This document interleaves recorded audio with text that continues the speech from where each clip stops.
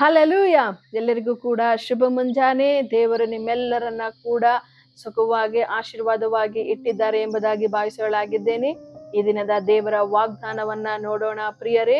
ದೇವರ ವಾಕ್ಯದಲ್ಲಿ ಇಬ್ರಿಯರಿಗೆ ಬರೆದಂತ ಪತ್ರಿಕೆ 6ನೇ ಅಧ್ಯಾಯದ 14ನೆಯ ವಾಕ್ಯ, ನಿಜವಾಗಿ ನಿನ್ನನ್ನು ಆಶೀರ್ವದಿಸುವೆನು, ನಿನ್ನನ್ನು ಹೆಚ್ಚಿಸುವೆನು. ಹೌದು ಪ್ರಿಯರೇ, ದೇವರ ವಾಗ್ದಾನ ಇದಾಗಿದೆ. ಇದುವರೆಗೂ ನೀವು ದೇವರ ಸನ್ನಿಧಾನದಲ್ಲಿ ಕಾಯುತ್ತಿರಬಹುದು. ಅನೇಕ ಪ್ರಾರ್ಥನೆಗಳಿಗೆ ಉತ್ತರ ಸಿಕ್ಕದೇ ಇರಬಹುದು.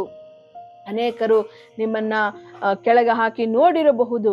ಆದ್ರೆ ದೇವರು ಹೇಳ್ತಿದ್ದಾರೆ, ನಿನ್ನನ್ನು ಆಶೀರ್ವದಿಸುವೆನು. ಇದುವರೆಗೂ ನೀವು ಆಶೀರ್ವಾದವನ್ನ ಕಾಣದ ರೀತಿಯಲ್ಲಿ ಎಂದಿಗೆ ನಾನು ಆಶೀರ್ವಾದವನ್ನ ಹೊಂದಿಕೊಳ್ಳಲು ಸಾಧ್ಯ ಎಂಬುದಾಗಿ ನೀವು ಕಾಯುತ್ತಿರಬಹುದು. ದೇವರ ವಾಗ್ದಾನ ಒಂದು ಕಾಲಕ್ಕೂ ಸುಳ್ಳಾಗಲಾರದು ಪ್ರಿಯರೇ. ದೇವರು ಹೇಳಿರುವಂತಹ ವಾಗ್ದಾನ ಖಂಡಿತವಾಗಿಯೂ ನೆರವೇರುವಂತದ್ದಾಗಿದೆ. ಈಗಿರುವಂತಹ ಈ ಪರಿಸ್ಥಿತಿ ಖಂಡಿತವಾಗಿಯೂ ಬದಲಾಗುವಂತದ್ದಾಗಿದೆ.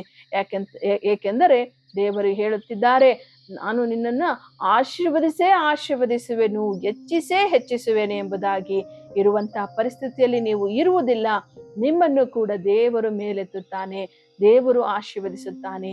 ಈ ಒಂದು ವಾಗ್ದಾನವನ್ನ ನಿಮಗೆ ಸ್ವಂತ ಮಾಡಿಕೊಂಡವರಾಗಿ ನಾವೆಲ್ಲರೂ ಕೂಡ ಪ್ರಾರ್ಥನೆ ಮಾಡೋಣ. ಸ್ತೋತ್ರ ಕರ್ತನೆ, ಅಪ್ಪ, ನೀವು ಕೊಟ್ಟಂತಹ ವಾಗ್ದಾನಕ್ಕಾಗಿ ನಿಮಗೆ ಸ್ತೋತ್ರ. ನೀವು ಹೇಳಿರುವಂತಹ ವಾಗ್ದಾನದ ಪ್ರಕಾರವಾಗಿಯೇ ಈ ಕಾರ್ಯಕ್ರಮವನ್ನು ನೋಡುತ್ತಿರುವಂತಹ ಕರ್ತನೆ, ಪ್ರತಿಯೊಬ್ಬೊಬ್ಬರು ಕೂಡ ಆಶೀರ್ವಾದ ಹೊಂದಲ್ಪಡಲಿ, ಯೇಸು ಕ್ರಿಸ್ತನ ನಾಮದಲ್ಲಿ ಹೆಚ್ಚಿಸಲ್ಪಡಲಿ ಎಂಬುದಾಗಿ ಪ್ರಾರ್ಥನೆ ಮಾಡ್ತಿದ್ದೇನೆ. ಇದುವರೆಗೂ ಕರ್ತನೆ, ನಿನ್ನ ಸನ್ನಿಧಾನದಲ್ಲಿ ಸ್ವಾಮಿ ಕಾದಿರುವಂತ, ನಿನ್ನನ್ನು ಎದುರು ನೋಡಿರುವಂತ, ನಿನ್ನನ್ನು ನಿರೀಕ್ಷಿಸಿರುವಂತ ಕರ್ತನೆ, ಪ್ರತಿಯೊಬ್ಬೊಬ್ಬರ ಜೀವಿತದಲ್ಲಿ ಕರ್ತನೆ ಉತ್ತರವನ್ನ, ಆಶೀರ್ವಾದವನ್ನ ಕಾಣಲ್ಪಡಲಿ ಅಪ್ಪ.